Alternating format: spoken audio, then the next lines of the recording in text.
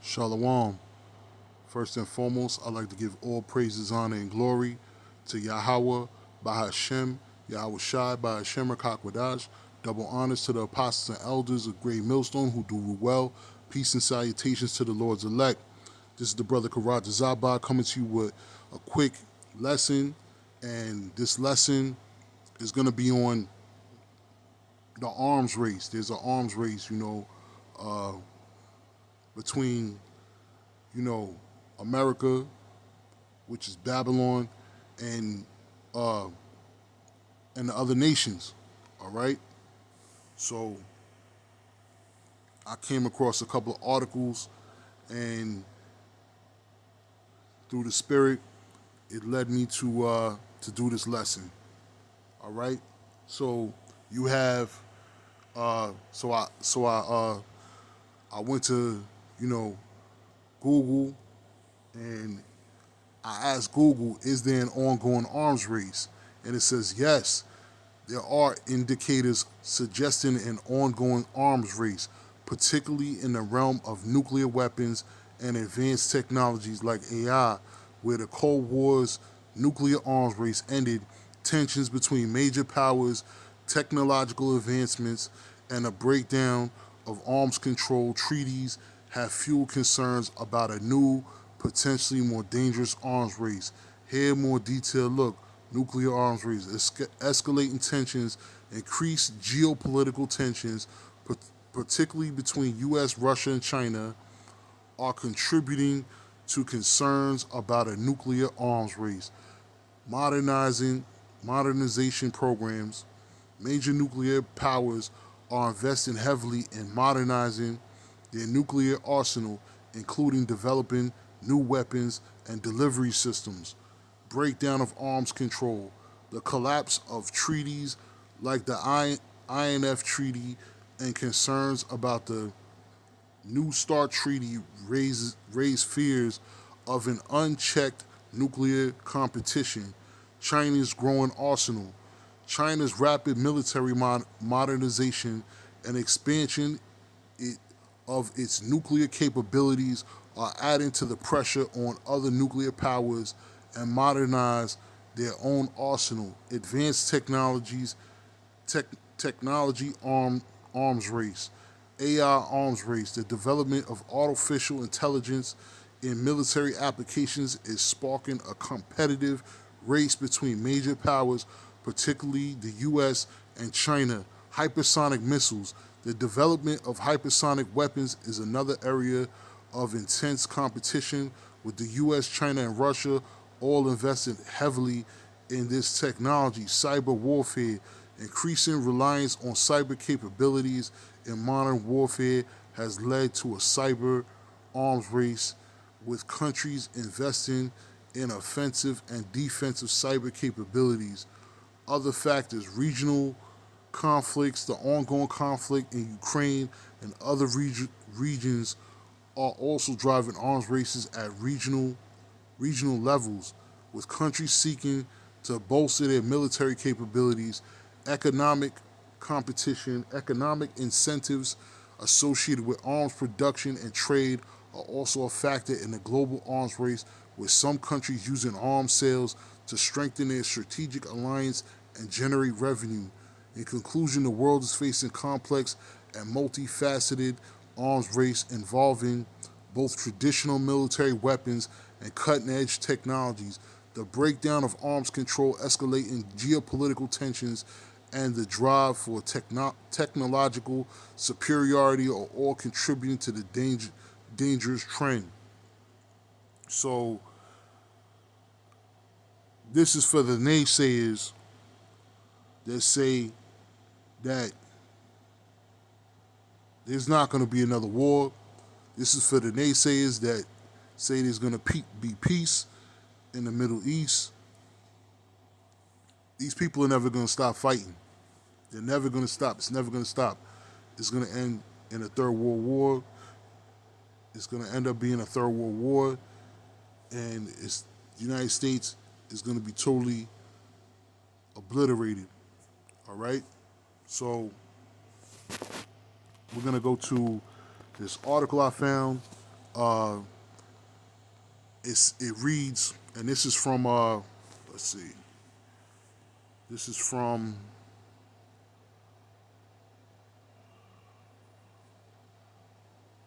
let's see, can I find a date? Oh, published June 30th, 2025 at 8:24 p.m.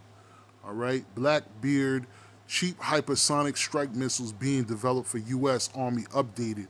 So Blackbeard could give Army a way to quickly strike dynamic targets hundreds of miles away and also shake its acquisition process. So if the war if this war is coming to an end, why would the United States need to build hypersonic cheap uh hypersonic strike missiles, all right, for the Army? If this war is going to end, why would the United States be doing this? All right, and that goes to prove it is an arms race between the U.S., China, and Russia. It's an arms race, and you got two of the world powers, you know, which is China and Russia, and they going against the U.S. All right, and the U.S. it's a pissing contest because the United States is losing. They trying to catch up to China because China is number one in manufacturing. All right, so it says the U.S. Army wants to see if a startup founded 3 years ago by a former SpaceX employee can deliver a low-cost ground-launched missile dubbed Blackbeard, capable of engaging targets hundreds of miles away at hypersonic speeds. So they want to launch missiles, hypersonic missiles, hundreds of miles away at hypersonic speed. The weapon is being developed in parallel with new uncrewed launch vehicles. So this is all being done remotely, all right, remotely, or uncrewed launch vehicles, but could also be fired from a M142 high mobility artillery rocket system,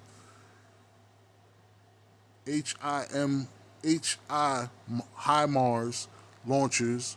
Okay, that's what they call it, abbreviated, is HIMARS launchers, with a vehicle with a variable Blackbeard design from the Castellion Corporation. The Army says it would gain a valuable new way to quickly strike targets, including time-sensitive ones on the move, and do so relatively cheaply.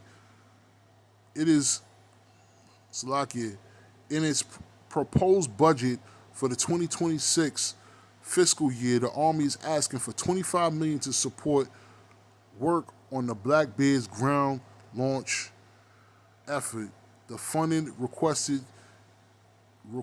is somewhat confusingly contained in a line item that has been used for elements of Dark Eagle long-range hypersonic weapons.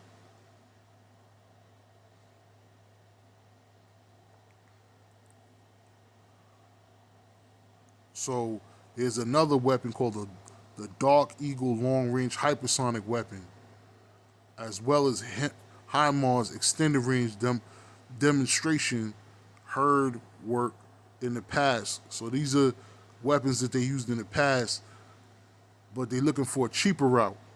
As of June 2025, the program office is pursuing a middle tier acquisition for rapid prototyping pathway with the goal of transitioning the system to program executive office missiles and space if successful and deemed cost effective. The Army's fiscal year 2026 budget request explains to accelerate development and leverage innovation.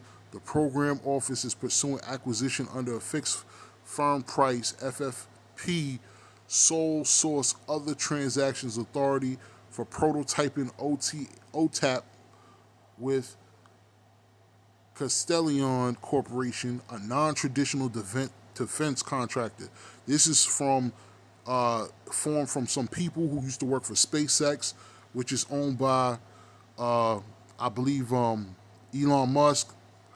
Castillon was founded in 2022 by a trio of individuals who left space launch services giant SpaceX to form their own company, which is focused on the development of high speed but also relatively low cost and readily producible strike weapons.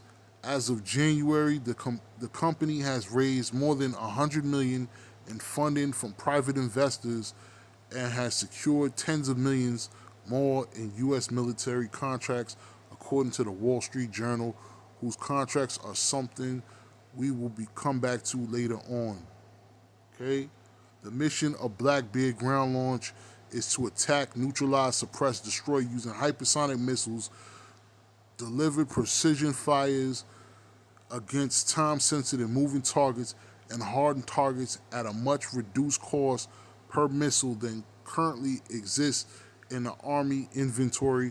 According to the Army's proposed budget for 2020 fiscal year, Blackbeard ground launch is an affordable, mass-produced, blah blah blah. The goal of Blackbeard is to deliver approximately 80% of precision strike in increment for capabilities, significantly reduced costs. All right. So they're looking for cheap, effective weapons that can shoot over long distance. At least in terms of range, Blackbeard missiles offer 80% of the capability of an increment, able to reach targets out just under 500 miles or 800 kilometers. Hypersonic speed is also typically defined as anything above Mach 5. Hypersonic missiles generally refer to weapons designed for sustained hypersonic speed across far shallower and even maneuvering trajectory. All right? So this can include missiles that release unpowered hypersonic boost glide vehicles like the aforementioned Dark Eagle, as well as air-breathing hypersonic cruise missiles. Exactly how Blackbeard is expected to be hypersonic is unclear, because if you see in this diagram here, it's showing you the other missiles that they have shoot at a lower range, okay, which is not cost effective. The hypersonic boost glide weapons shoot at a higher range and use gravity. That's what I'm assuming. Ballistic missiles, they use gravity to come down and help deliver a larger payload, like, more damage. All right, so it shoots up and down. It's like an archer. All right, when you shoot up, you don't shoot straight. You shoot up. You know what I'm saying? If you ever done archery, which I have, I've shot an arrow. You shoot up and it comes down, and as it comes down, it hits the target. So you don't shoot straight ahead if you want to hit a target. You shoot, above the target, and it comes down. All right, depending on how far the distance of the target is. All right. A graphic showing is very rudimentary way the difference in trajectories between traditional ballistic missiles and hypersonic boost glide vehicles, as well as that of quasi or aeroballistic missiles, okay, and air-breathing hypersonic cruise missiles, okay? What kind of unit costs the Army? So this is part of the arms race. And I'm not going to read this whole article, but as you can see, it's an arms race, all right? And you can read this article, all right? It's TWZ. I just came across this article, like I said, through the spirit. I wasn't really looking for it, just popped up. And this one is China unveils its new graphite bomb. Here's how they work, okay? So that's why I said it's an arms race. China's developing a graphite bomb. And it says that the United States already had a graphite bomb. China's state TV broadcast has revealed details of new graphite bomb that can cause a complete loss of electricity across an area of 10,000 square meters or knock out an entire power station. The South China Morning Post reported June 29th. All right, and this article came out June 30th of 25. All right, and an animated video release by China's CCTV showed a missile being launched from a ground-based launcher and then flying to a target where it released 90 small sub submunitions. All right, and as you can see, these are what is called submunitions, and they bounce on the ground before exploding amid a mock-up of electrical subs of an electrical substation. The video then shows electrical equipment malfunctioning. Okay?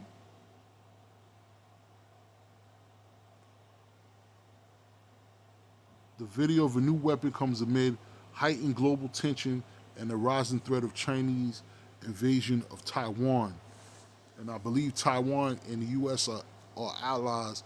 China has also been key ally to Russia during a full-scale war, helping Moscow invade Western sanctions and becoming the leading source of dual-use goods, fueling the Russian defense industry.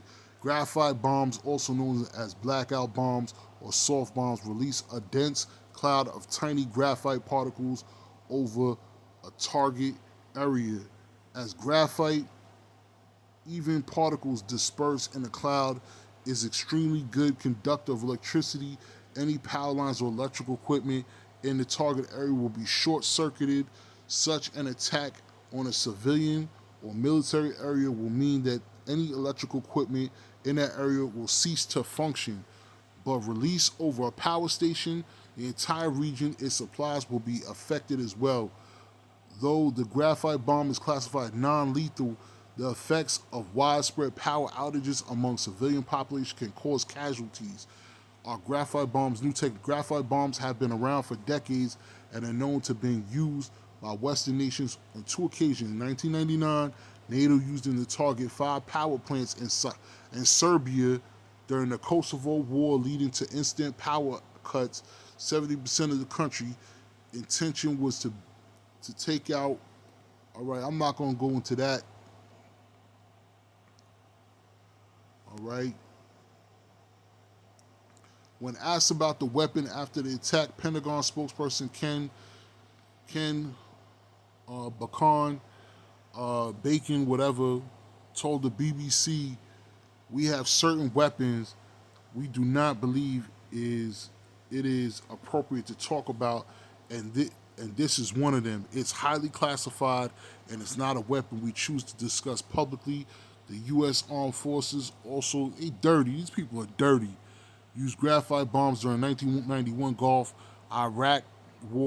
War in Iraq, using graphite bomb to target power distribution facilities, causing blackouts that lasted 30 days. There are few. Does China's graphite bombs work in the same way as the U.S. version? Though there are few details on the exact working of Chinese graphite bombs, they do appear to be differences how they can be deployed. The blue uses spool of carbon fiber wire, which are dispersed over the target area. When these come into contact with high voltage, they are vaporized into fine clouds of particles.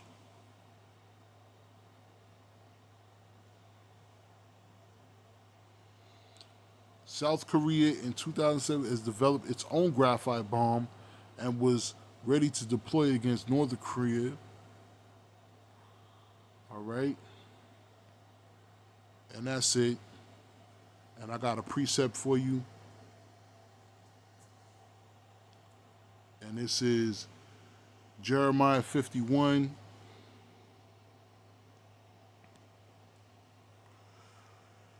51 and 3. Against him that bendeth let the archer bend his bow, and against him that lifted himself up in his brigadine, and spare ye not her young men, destroy ye utterly all her hosts. And, you know, that's talking about Babylon, United States, all right? So it's talking about the other nations. Don't let the archers put their armor on or draw their bows, all right? And that's talking about the archers of the other nations. And they drawing, they you know, don't let the archers put on their armor and draw their bows. Don't spare even her best soldiers. Let her army be completely destroyed. And that's talking about Babylon the Great. You know, them archers, the other nations, them weapons. You know,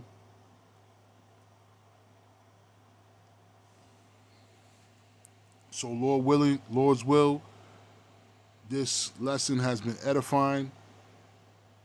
Shalom to the next one.